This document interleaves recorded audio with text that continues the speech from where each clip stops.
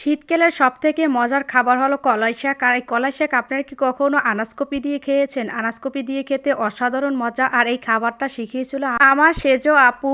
তো গ্রামের বাড়িতে আসলাম, গ্রামের বাড়িতে এইরকম কলাই শাক সবসময়ের জন্য দেখা যায়। বড় আপুকে বললাম আজকে কলাই শাক তুলবো, চলেন। তো বড় আপু আমার সাথে গেল। তো ও আমাকে কলাই শাক তুলে দিচ্ছিল আর আমি ভিডিও করতেছিলাম। আজকে আনাজকপি আর কলাই শাক রান্না করব। এই খাবারটা অসম্ভব মজার হয়। আর আমার আপু শুধু শাক তুলতেই আছে, ও ভালো শাক তুলতে পারে, আমিও তুলতে পারি। তো আপুকে বললাম আপনি তুলেন, আমি একটু পরে বসবো, যেহেতু রোদ আমি একটু সহ্য করতে পারি না। রোদ গেলে আমি তুলবার। এখানে অনেকগুলো কলাই শাক হয়েছে। এই কলাই শাক আমার মা বাবা দিয়েছে শুধু আমাদের জন্য। আর এই দেখেন কলাই শাকগুলো আমি এনে ফ্রিজে রাখছিলাম, যেহেতু আমার বাসা অনেক দূরে আর এখনও তাজাই আছে, একটুও শুকায় নাই। তো ভাবলাম আজকে কলাই শাক রান্না করব, সাথে আনাজকপি। আর এই দেখেন এইখানে মাত্র 10 টাকা আমি 1 কেজি আনাজকপি কিনে আনছিলাম। একটা সময় আনাজকপির দাম ছিল 60-70-80 টাকা। এখন 10 টাকায় কতগুলো আনাজকপি পাওয়া যাচ্ছে। তো আজকে আমি যেহেতু কলাই শাক আর কপি রান্না করব, আগে কলাই শাকটা কেটে নিব। আমি কলাই শাক ভালো একটা কাটতে পারি না, কিন্তু মা পাশে নেই, পরিস্থিতি অনেক কিছুই শিখায়। আজকে কলাই শাক আমাকেই কাটতে হবে। আমার দাওটাই ছিল অনেক ধার। তো আমি কলাই শাকগুলো কাটতেছি কুচি কুচি করে, মাঝখানে কিন্তু বড় বড় হয়ে যাইতেছে। কলাই শাক যত কুচি কুচি করে কাটবে ততই নাকি স্বাদ। তো আমার কলাই শাক কাটা শেষ। এই দেখেন এখন আমি ধুয়ে নিব। অনেকেই কিন্তু কলাই শাক ধোয় না, আমরা আবার কলাই শাক না ধুয়ে খেতে পারি না। আমি খুব সাধারণভাবে কলাই শাকটা রান্না করব। কলাই শাক রান্না করতে কোনো মশলা কিছুই ব্যবহার করতে হয় না। অনেকে ডিম দিয়ে বা কাঁচামরিচ দিয়ে রান্না করে, আমি ডিম দিয়ে খেতে পারি না। ডিমের একটা ঘ্রাণ পাই আমি। শুকনো মরিচ দিয়ে রান্না করতে আমার সবচেয়ে বেশি ভালো লাগে। তো কলাই শাকটা আমি দিয়ে তেল পেঁয়াজ দিয়ে কলাই শাকটা দিয়ে উপরে শুকনো মরিচ আর লবণ দিয়ে দিলাম। এখন শুকনো মরিচটা কলাই শাকের সাথে একদম মিশিয়ে দিব।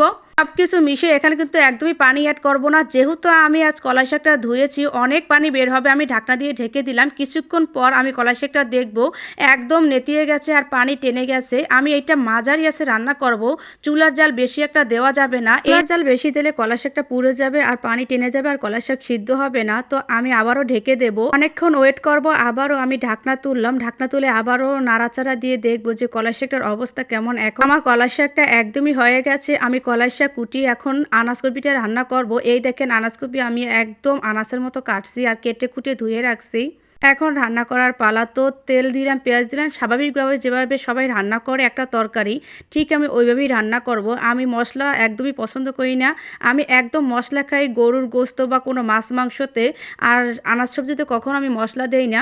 তো হালকা একটু হলুদ দিলাম আর একটু মরিচ দিলাম। আনাজকপি, ফুলকপি, লাউ এই সবে একটু মরিচ হলুদ কম দিতে হয়, এটা সাদা সাদাই ভালো লাগে, বেশি কালার হলে ভালো লাগে না। আমি আনাজকপিটা দিয়ে দিলাম, একটু কষিয়ে আমি পানি দিয়ে দিব।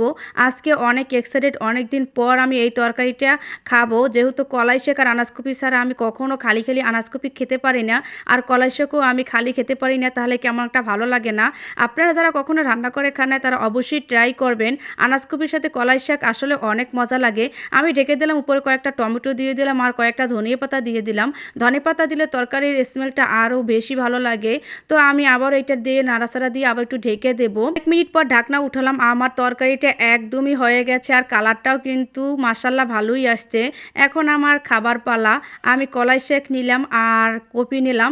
আমি এইটা যে একসাথে মিক্স করে রান্না করে সেটা না, আলাদা আলাদা রান্না করে খাওয়ার সময় একসাথে মিশিয়ে খেতে হয়। তো আমার রান্নাটা কেমন হলো অবশ্যই কিন্তু কমেন্ট করে জানাবেন। সবাই ভালো থাকবেন। আসসালামু আলাইকুম।